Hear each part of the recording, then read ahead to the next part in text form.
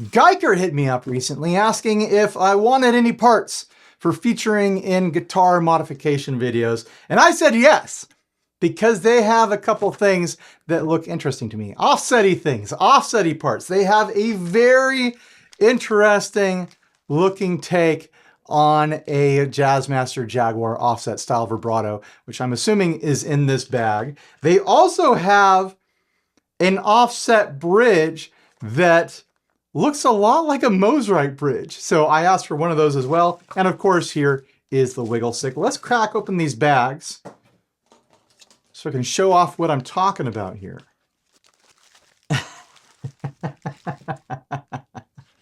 What is going on here? Let's zoom in on this.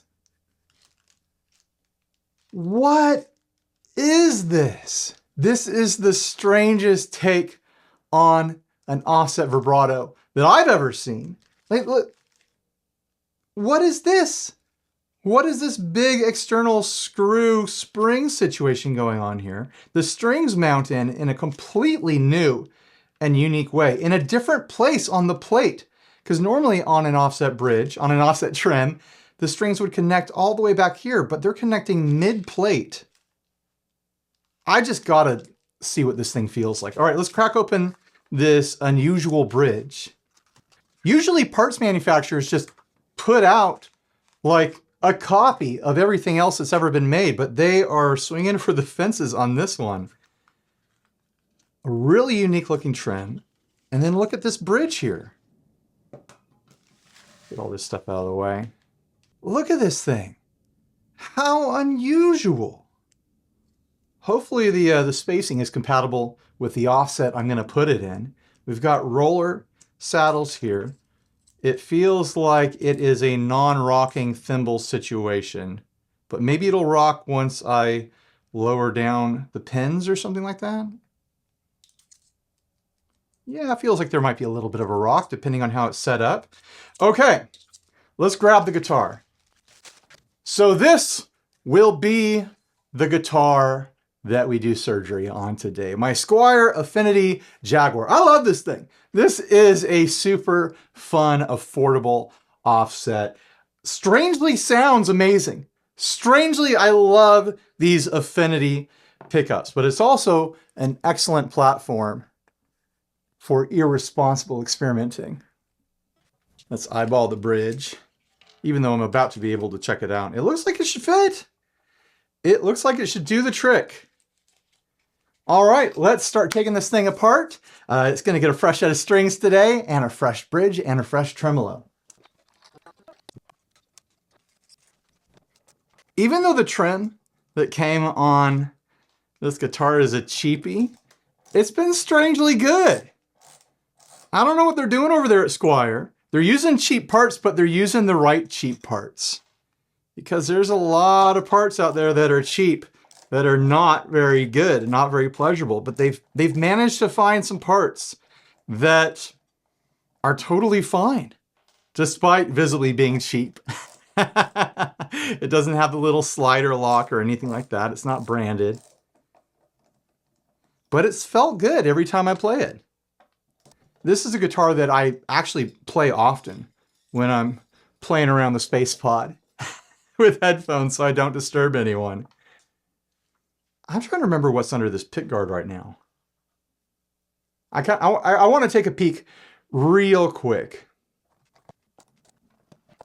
All right, we've got a fairly standard humbuckery route here. So if I wanted to, I could throw some humbuckers in this.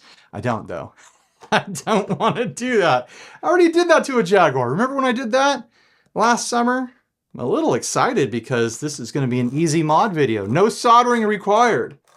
Though I am going to have to set the action and intonation on this. I'm going to have to do a full setup, aren't I? All right. That's going to take a while. I can do it though. It's not hard. It just takes time. It's frustrating. Sometimes defeating feeling. When you adjust a saddle one direction and it doesn't do what you wanted it to do. All right, let's see if this bridge will drop in without needing the included cymbals. Oh my gosh. It drops right in. That's beautiful. Oh, this is going to be an easy video, isn't it? Fingers crossed. No surprises, please. And then I use this to adjust the height. Although those saddles are so high compared to normal saddles, I'm wondering if I'm going to have to shim the neck, because they're already pretty high. I don't see any reason to raise it right now. I want to see if it can. On other styles of Jazzmaster Jaguar bridges, there is a needle point on the end of the screws.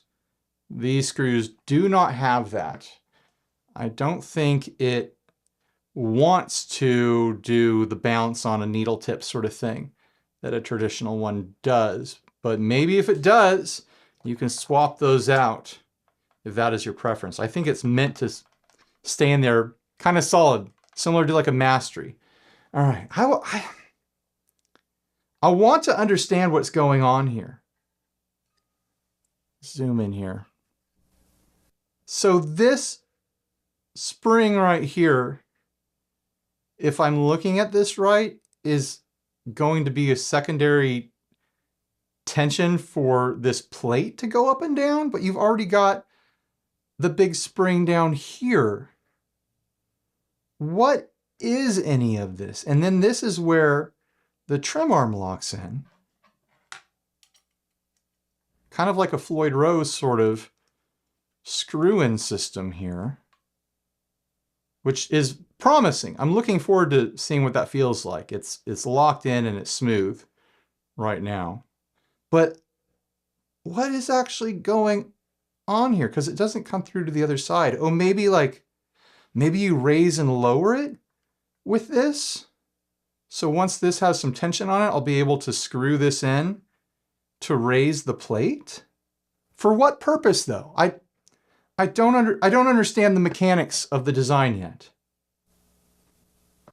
I guess I don't have to understand it for it to work. But hopefully it works, and then I can understand it. Uh-oh. Something weird I just noticed about this is that the screw holes are not the same as the screw holes on the previous trim here. Is this different than other Jaguars? No, this is the same as the trim on the Ventera Jazzmaster back there, which means this is the one that's different. I'm going to leave those two screws out for the time being. It'll hold up, right? Right? I don't really need to drill new holes for this. That's a bit of a bummer for those of you who would be installing this onto something vintage or valuable. Not such a big deal for an Affinity. I'll drill holes in Affinity. But if you wanted to try something like this on your nice offset, having to drill new holes would be a little bit of a bummer, wouldn't it? All right, let's get it strung up. I'm using Stringjoy orbiters, 10.5 to 50. Orbiters are coated in human baby teeth. That's right, they are enamel coated strings. I love them. You should try them. Here we go. Why didn't that work? I guess I'm gonna have to do it the old-fashioned way.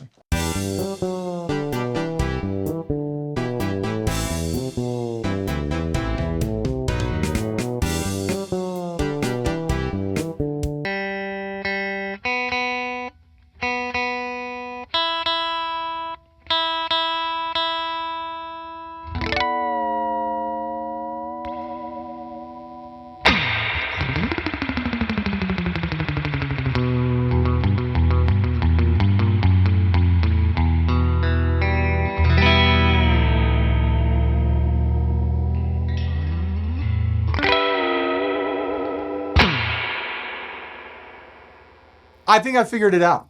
I think I figured out what they were going for here when they completely redesigned the wheel.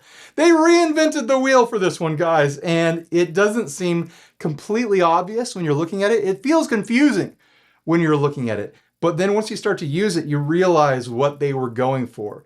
they weren't designing an offset vibrato when they designed this vibrato here, this wiggle stick situation. They were designing a Floyd Rose. This is a dive bomb machine.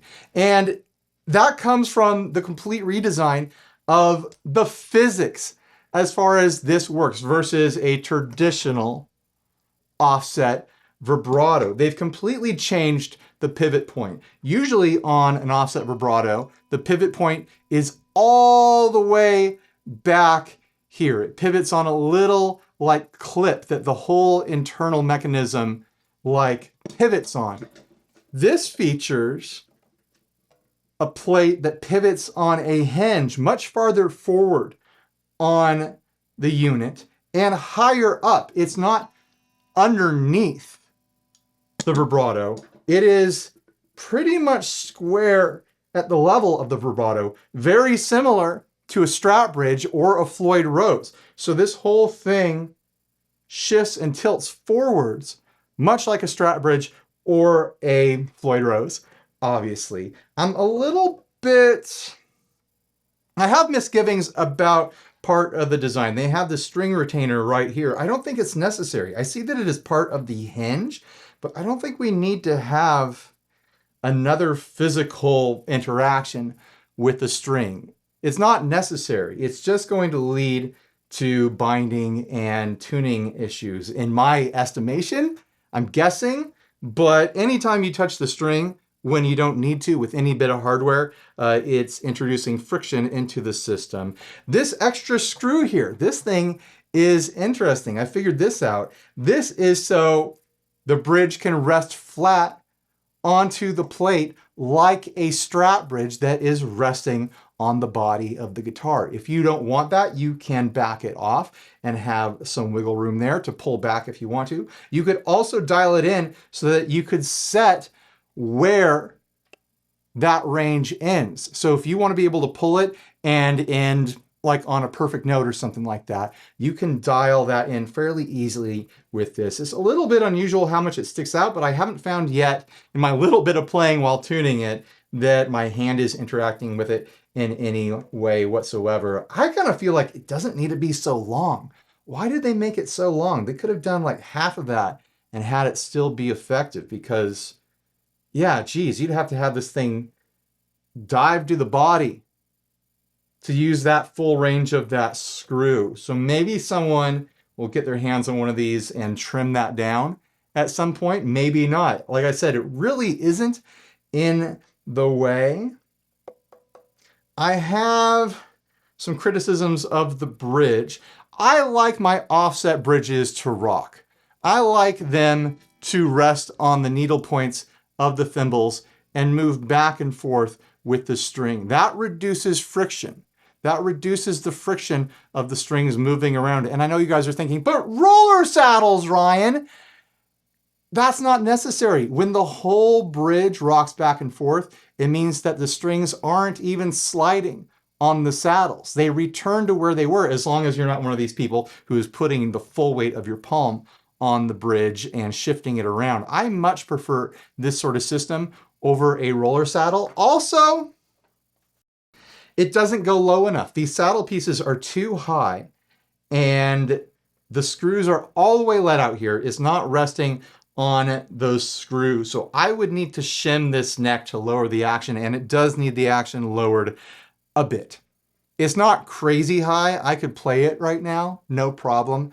But I am not seeing a reason for me to put in the time to intonate it right now. After this video, I'm probably going to swap this out for the original Mustang style bridge that was on there, which is a really solid version of a Mustang style bridge. They, like I said earlier, they put decent hardware on these affinities. All the right pieces of cheap hardware is what they went with. This is very interesting if you have an offset that you feel would benefit from roller saddles versus your traditional rocking sort of bridge. I'm not going to talk you out of it. If you have an offset guitar that will take this sort of bridge and it needs a shim, but you don't want to do the shim, this will get your action higher. You might not need a shim if you use one of these. Other than that, I don't know. It's neat that it has deeper grooves here with those rolling saddles. A lot of people with traditional Jazzmaster and Jaguar style bridges will swap to Mustang bridges to get those deeper grooves. This has even deeper grooves than that. Maybe you might prefer the look or the feel. I don't know. But for me, I think I'm going to be going back to the original. But I am compelled by this vibrato here. Let's explore it a little bit. I want to show you just how much it dies because it is ridiculous. Let's get that low E in tune. You can see my tuner, right? Yep, there it is on the motherboard. Oh, by the way, I'm running through the motherboard into the 2 Princeton's rig. And let's throw on some dirt. All right, we got ourselves a mostly stable and in tune low E. Let's dive and see how low it goes. I already know, but you're about to find out. Starts to press all the way in.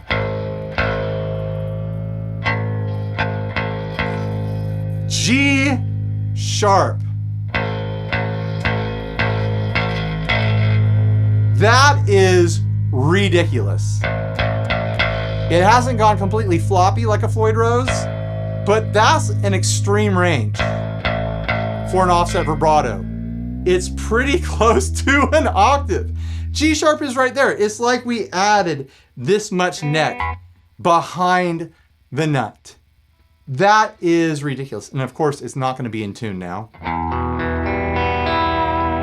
It's not too bad. It feels really nice, by the way. All right, let's turn off that dirt. No, that's out of tune, isn't it?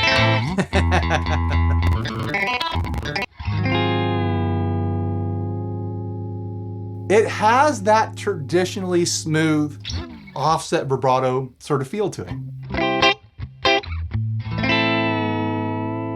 So it's not a compromise in any way in that direction.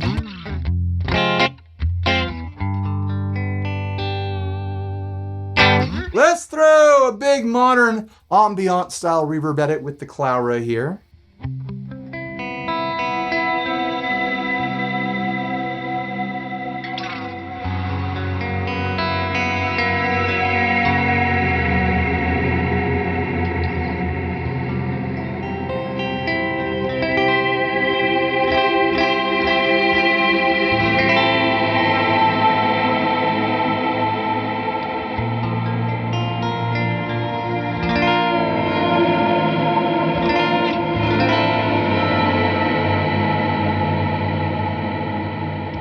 Why not? Let's do the big muff too.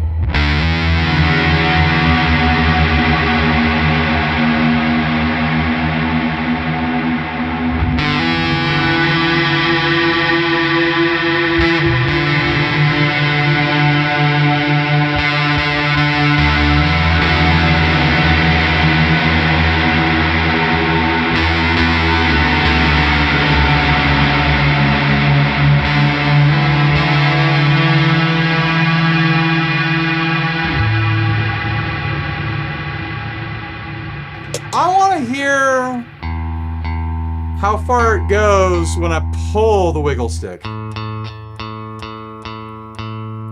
And by hear, I mean watch the Peterson tuner. Tuning and tuning and tuning and tuning. These strings are fresh. This trim and bridge system is new to me. I'm not surprised at all. So right now it's a flat F sharp. Let's see if we can adjust that and get a non-flat F sharp. Well, there we have almost a perfect F as it's dialed in right now. We need it a little bit sharper. That's pretty good. Muff back on.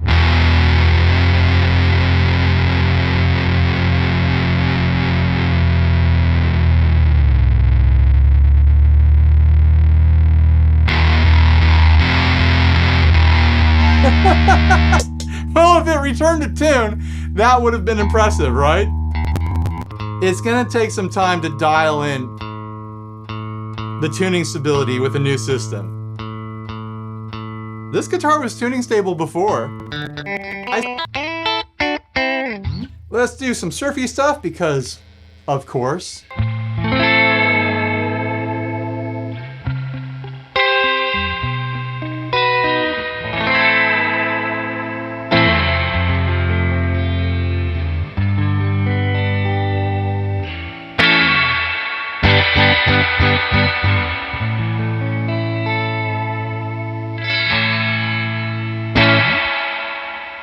I think I want to swap that bridge out right now.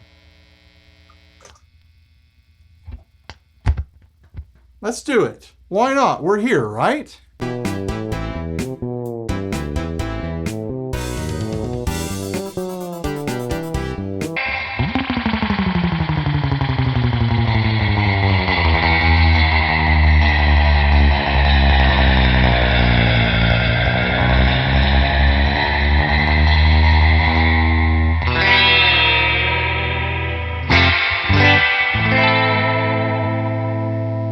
Already, it's more tuning stable.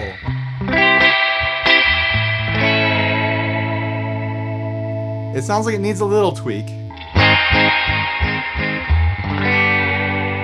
But way better right off the bat.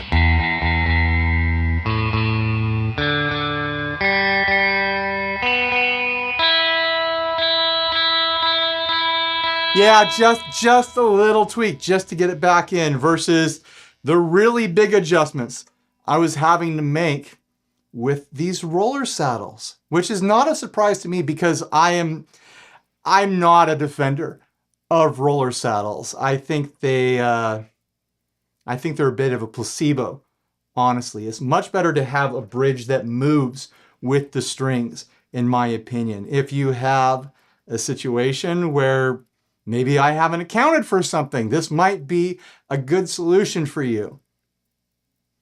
But the height of the saddles and those roller saddles and the fact that it doesn't rock in the thimbles is because this part, the posts are too wide. Maybe there's some sort of hardware out there that would allow you to swap these posts to have thinner posts that would allow you to have it rock in those thimbles. But yeah, I don't know. Not for me. I'm going to say it's not for me. I prefer a traditional style offset bridge, either a Mustang or a Jazzmaster or Jaguar sort of thing. All right, now we can have fun. Let's do the gravity well.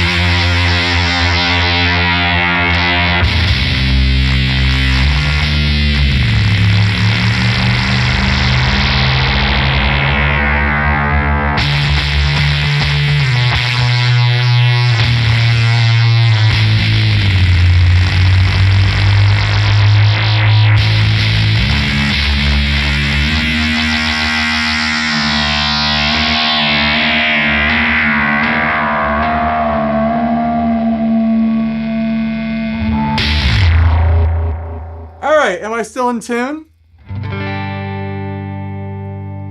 No, but not too bad. For the amount of wiggle stick abusing I just did, not bad. Now we know that it was mostly an incompatibility with that bridge. Maybe there's a way I could have set it up better. But go with what you know sometimes, right? Too many new systems at once.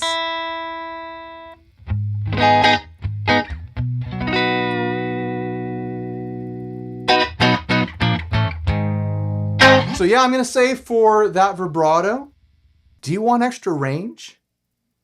Do you want something that looks very different that'll catch people's eye and be like, huh, what does he know that I don't know? That's a new piece of hardware that I've never seen before. What's going on there? You are going to captivate the 3 guitarists in the front row of the show that you're playing at that dive bar. They're going to be looking at your pedal board, then they're going to look up at your guitar. But what the heck is that? I've got to talk to this guy after the show. And that's when you pounce. That's when you do the hard sell on merch. You get them to buy a shirt. You want to know what vibrato that is? You got to buy a shirt and a demo CD first, or like a download code or something, a QR code. That's your chance to make some money from some guitar nerds that happen to be at your little dive bar show.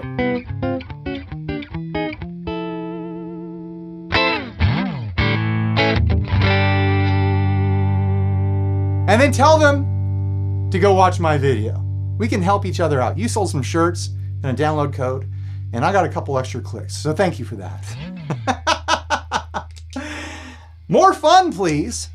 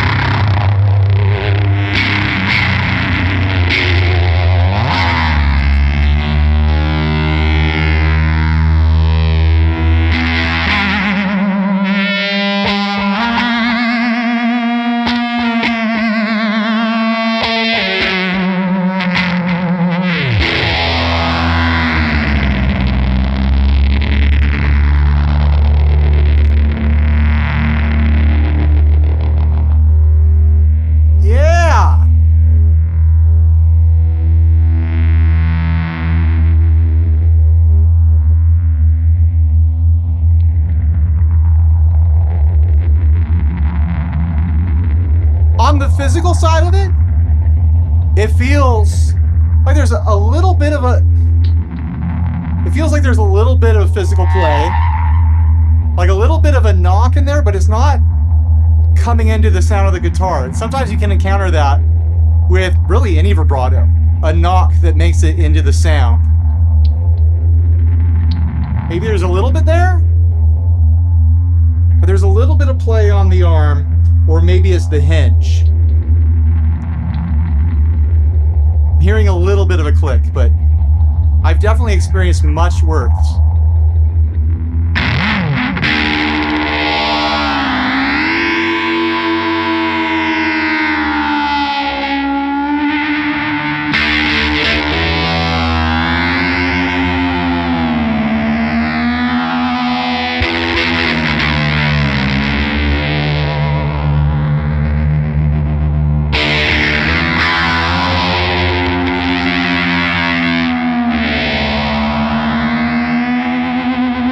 I know I'm out of tune right now, but I'm inspecting the feel of the hardware. Really not bad. It feels good. I'd say like there's premium vibratos out there that don't have any of that knocking at all. Like when you get into your what does Fender call theirs?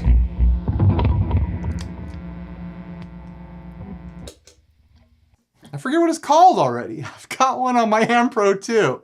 They've got that one, and then like Masteries and Halon, and what was the other one? The Descendant, things like that have kind of like the tightening sort of arms and a really well dialed in kind of pivot blade, where this does have a little bit of some sort of knocking going on there, but it feels pretty dang good. Let's see what it sounds like behind the bridge, because this design does decrease the length of the string behind the bridge. And for a lot of people, that's important.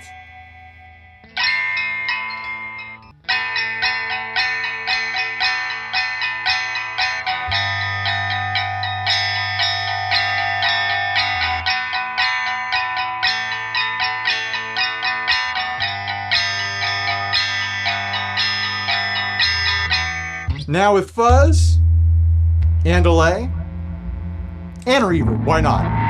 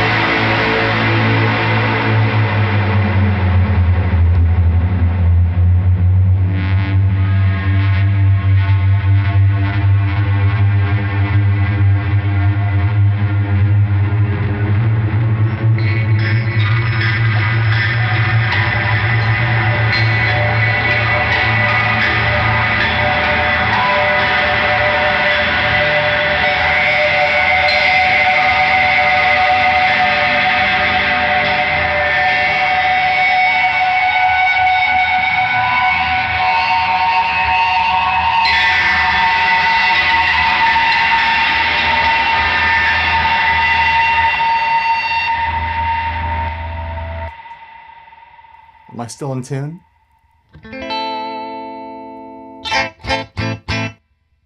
Will you listen to that?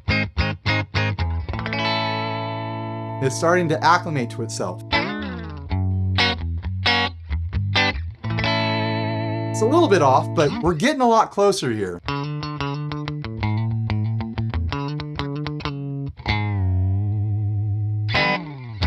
All right, so yeah, it's different. It is a very different style of offset vibrato. Do you want one? Are you compelled? Are you curious? Do you have a guitar that you think this would be a good match for?